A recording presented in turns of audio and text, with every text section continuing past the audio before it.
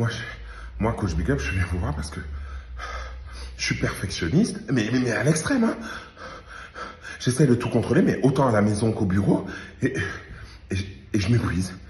Je suis à bout de souffle, je suis à bout de tout. Je sais plus comment faire. Mais calme-toi, doucement. À ce rythme-là, tu vas droit au burn-out et à la dépression. Mais rassure-toi, je suis là et je vais t'apprendre à lâcher prise. Assalamu alaikum, big up à toutes et à tous, j'espère que vous allez bien. Je me présente, Coach Big Up, votre coach de vie en développement personnel et organisationnel. Bienvenue dans le bus, mes stylers. Aujourd'hui, notre destination, c'est le lâcher prise.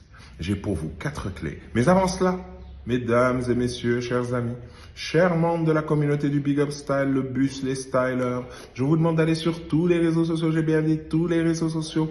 Je me répète, tous les réseaux sociaux et je vous demande s'il vous plaît d'aller aimer, suivre, commenter et partager toutes mes pages. Merci d'avance.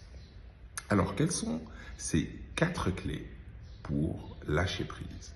La première, c'est accepter qu'il y a des choses qui ne dépendent pas de vous. Je prends un exemple tout bête, le climat, le comportement des gens. La seule personne que vous pouvez changer et sur laquelle vous avez du pouvoir, c'est vous-même. Donc acceptez les autres tels qu'ils sont et ne cherchez pas ni à les changer ni à les contrôler. C'est une perte d'énergie parce que de toute façon, ils ne changeront que s'ils décident de changer et ils ne changeront que comme ils ont décidé de changer. La deuxième chose, c'est couper avec ce perfectionnisme inutile.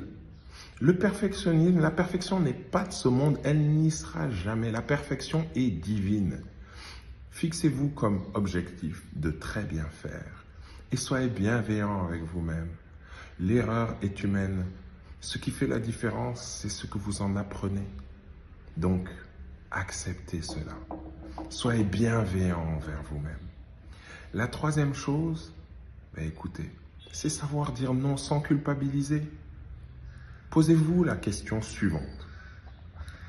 Est-ce que, quand j'ai répondu non, je me suis dit non à moi-même?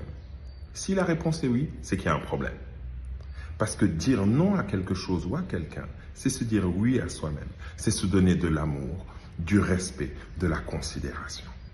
Donc, dites non sans culpabiliser et sans vous justifier. Et puis la quatrième clé, pour moi, c'est la meilleure. Il faut accepter qu'il y a des gens